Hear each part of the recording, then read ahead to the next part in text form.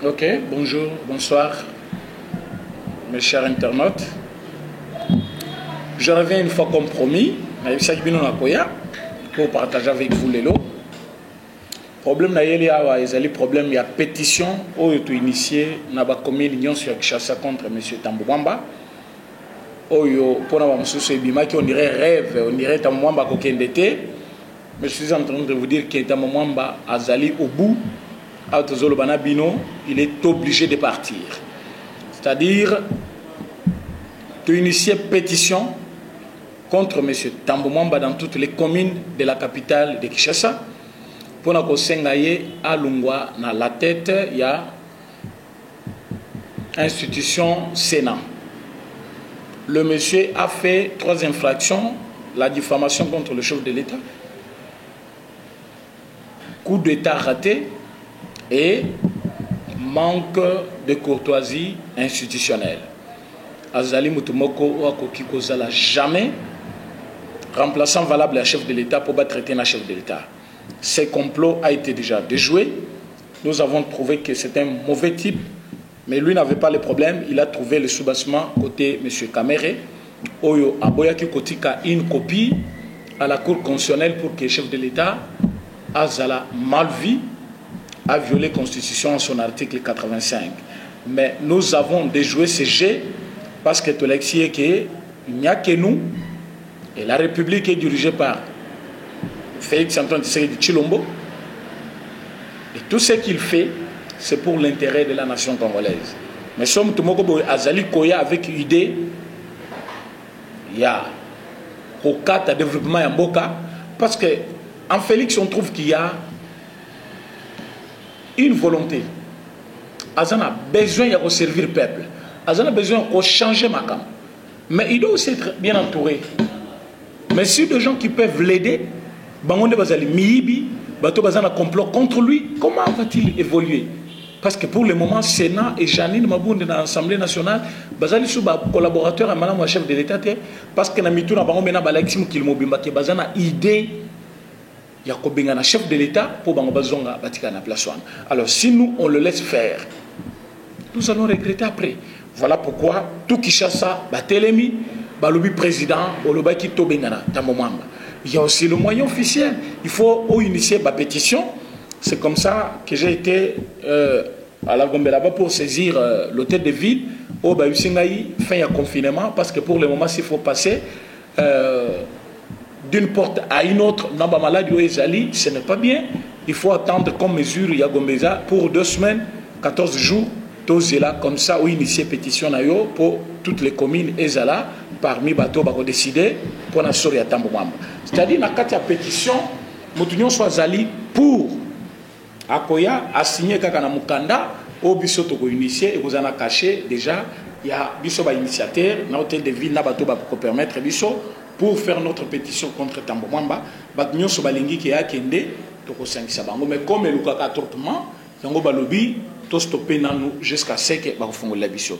Pétition na biso ezako senga démission à Tambou Mwamba parce qu'il a diffamé contre le chef de l'État, il a outragé le chef de l'État et a sali et là ba bengaka trahison ou complot parce qu'il voulait vendre la personne du chef na cour constitutionnelle pour ba décider. Pourtant ce n'était pas le cas. Dès lors que la Cour constitutionnelle a Kati Makam, lui malgré la caméra qui a un document, mais moi, la présidence, il y a déjà un document, c'est lui qui a déjoué le jeu. C'est comme ça que nous avons été sauvés. Ce qui montre que la caméra était à côté de nous avec un seul souci plutôt, comme je voulais le dire. Il était à côté de nous avec un seul souci, il y a qu'on nuire à l'action d'un chef de l'État. Comme ça, le peuple congolais a inaye. Mais comme nous avons reçu à démanteler ces réseaux-là, mieux vaut tout dire sans rien faire. Non, nous devons les chasser. Pendant que nous attendons mesures, il y a confinement, la mesure d'urgence ici, là, pour Tambou Mwamba, par le chef de l'État, soit à dissoudre le Parlement. Mais nous devons déjà faire quelque chose. Voilà pourquoi, moi-même, président René, je suis l'initiateur. Il y a pétition Tobengana Tambou Mwamba. Ndenge na salaki chasse Salomo na salaki contre Ndeko Fayoulou tango alobaki akosala discours na ye ya état de la nation. Binomo bomona kininga kimaki. C'est ce que je vais faire encore avec M. Tambomamba. Bakolonga bisoté. Bakolonga bisoté, pourquoi? Parce que nous, l'UDPS, nous travaillons avec l'œil de Dieu, avec la population Simanabiso. Par contre, on va utiliser ruse, motema mabe, na jalousie, on va contre chef Nabiso. Plus on va utiliser Bilokwana, ils ont comme ça Biso Makas. C'est pourquoi vous avez vu ces fameux Fayoulou, un homme expiré, un homme sans souffle, quelqu'un sans, je ne sais pas. Ah non, vraiment, je ne sais pas comment qualifier ces messieurs. Namona pena jalousie, namona motema mabe, donc motema mabe comme on a mofayou. Namona motema mabe, mais motema mabe comme on a mofayou. Ce monsieur se permet, Yakolobake, Félix Tshisekedi a yibaki na caméra. Mais université yo tanga na poto, c'est comme ça batani sa yo. Finalement. Oui, nous avons bien étudié avec les missionnaires, papa. Hein? Tout ça, donc, humanité, il y a bien, humanité, il y a bien. Tout ça, la paix, université, l'Enda. Donc, c'est pas tout le monde. Comment Moutou a le bien à la poto? A évité que Kamel, comme directeur de cabinet, a fonctionnaire. Mais solo et bibi pour notre travail il y a 100 jours. Moutou fallait ça, la misala, on a, n'ambongoana, à utiliser un abusivement. Problème, on est que soit chef n'a on non contrôle, mais c'est ça le contrôle. Les chefs ne vont pas aller dans le cabinet, il y a un directeur de cabinet. Dans le cabinet, il y a plutôt au signal lui, quand il fait, il vient vous donner le rapport. C'est à vous d'enquêter. C'est quand on a enquêté, on a trouvé qu'il y avait réellement culpabilité. Il y a un moment où ici par la justice. Tant que justice est bien, tout n'est pas tout. Ou à quelqu'un qui est capable de répondre à échapper à la justice, mais tant qu'il a répondu, va retenir que nous sommes reprocher à ce qui est incapable de se défendre. Voilà pourquoi on va garder. Mais tant qu'on va garder, et ceux qui vont voter, Sengi, liberté provisoire, première requête. À Sengi, vous pensez que tout ça c'est par hasard? Non, les lots. Caméra totalisée 10 jours en prison. 10 jours.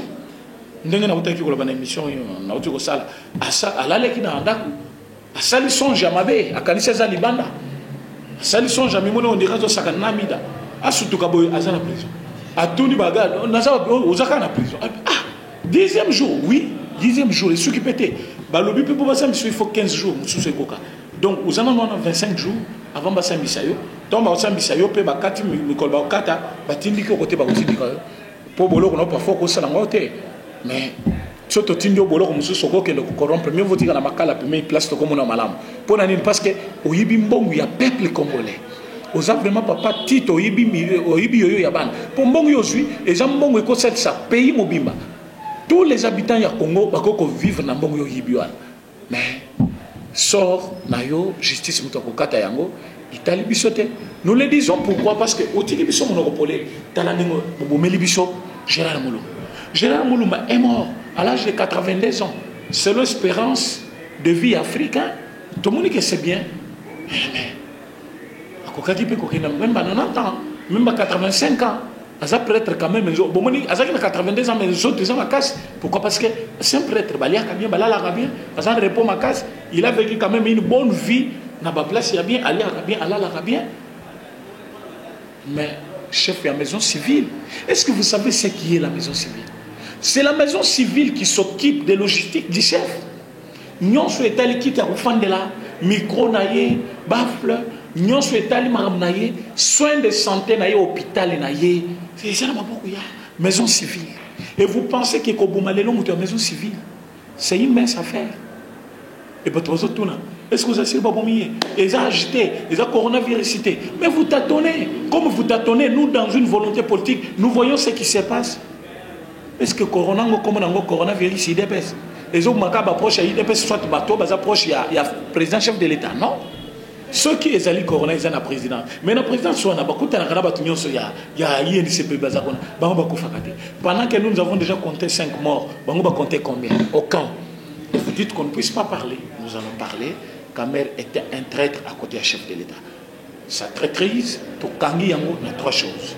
Il y a quelqu'un qui m'a appelé depuis Goma, Oyo Apesingaï, Kombo ya poison, Babomi Nambobatu. Alors, Kombo ya poison, Kombo Nango Karoa.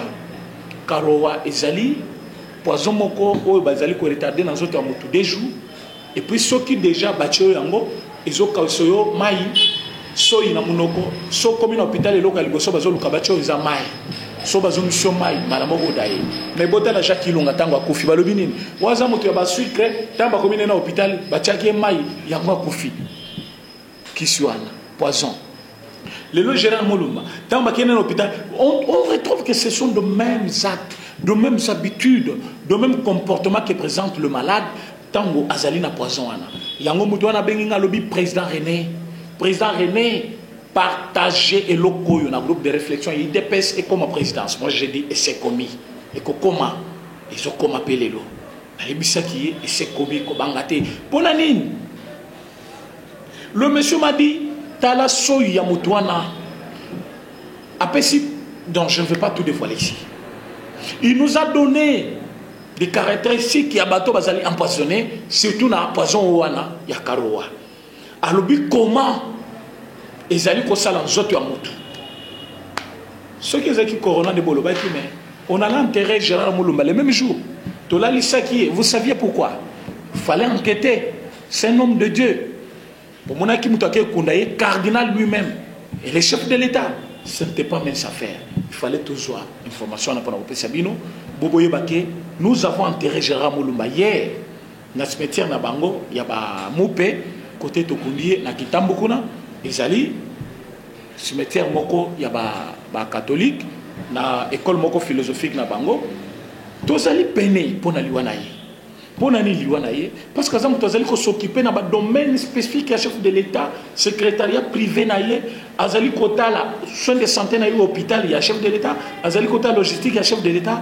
liwana ye ezali liwa moko mabe et puis ezali liwa moko suivi na o ya maître Mukendi liwa elandi liwa ya Jacques Ilunga elandi ya Gilbert Mundela makambo vraiment ezali ko toucher biso tozali bato ezali ko pesa biso pasi mais to tika bongo te yango to lobi Kamer coopère avec ta maman Kamer en prison il faut ta maman me faire ta prison soit to kangaye pour que biso to tika la libre bon mona lire où vont les choses ce qui Félix Mengazo kanga déjà bato parce que la justice est indépendante mais toutes les lois sont dites au nom de la première institution du pays, le président chef de l'État, ce qui montre que justice est commis maintenant dans Moussala Nayango, tozo kanga miyi binyonso. Tango toko kanga bango nyonso, toko ti bango na boloko, économie na biso fan. Même si toko kangi batoti pendant 3 ans et que 2 ans ou écouti kalawana, toko satisfaire ka peuple congolais, tozu deuxième mandat maintenant assuré sans miyibi avec bato moko ya boanya bato baza respectuer na ba institution bato bazali ko inspirer confiance à ba peuple congolais avec l'Assemblée nationale réellement des élus du peuple je vous dis mboke kobonga ne soyez pas pressés ne pas dans une année avec de bonnes personnes dans une année avec des gens de bonne foi c'est beaucoup on peut remettre le Congo sur les rails donc na minute tozali kozong sa Congo sur la bonne base. Impunité ce qui est Zanamboka, Bokolongate. Même hier, vous avez Fayou.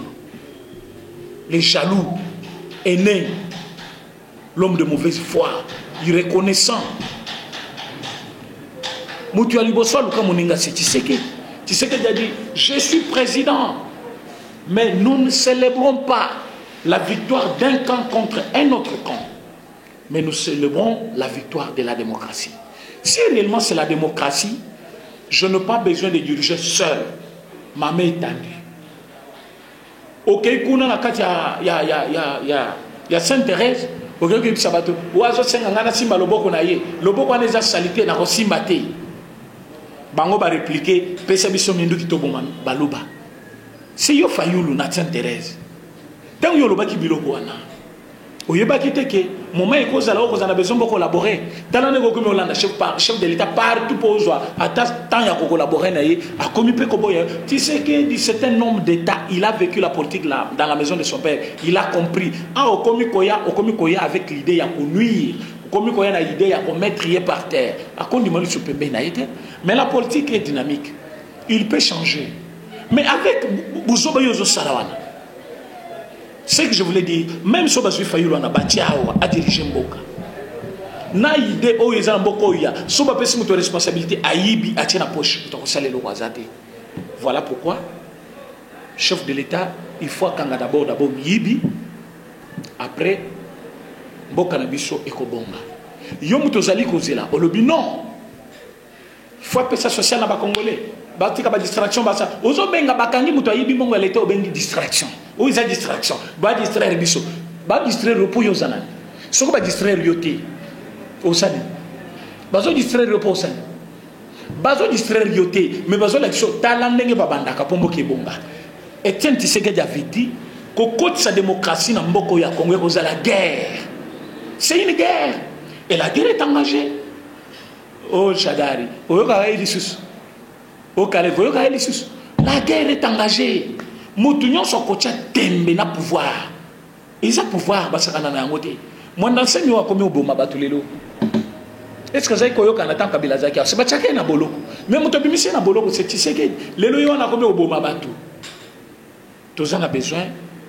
Il y a une république où ils allaient vivre avec Kimia. Mongo l'État il fandi na caisse. Pour que tu diriges Bokeke Liboso. Biso toza ba Congolais. O bazo bomawana bazape ba Congolais. Tant mon ancien maison tinda batunaye, o nyon soza originaire ya Congo central te alungwa. Mais batu ba Congo bazaka na ba Congo te. Ba musu pe bazana Mongala, ba musu bazana Kivu, ba musu bazana Kasai, ba musu bazana Katanga partout. Mais tango batu na ba kotomboka pe banda ozongisa batu na Congo central. Et ça tribalisme ozo lukamana enseigne. Surtout le tribalisme. Ozo sala on est un coup d'état. Vous allez causer sa république qui mia tant ozo boma bat. Et muto boma kabatu place na ezaka na prison. Ce qui lelo bakanyo. Bande ko ba Congo boyo hôtel ma penengi batu ya Kivu batelemi lelo hôtel biso ba ressortissant ya ba Congo tozali ko boya arrestation ya mwandansemi. Mais yango yo bo benga mwandansemi boye bisaye. Tout ça a besoin de Kimia Nambok. Il y a revendiqué un monument.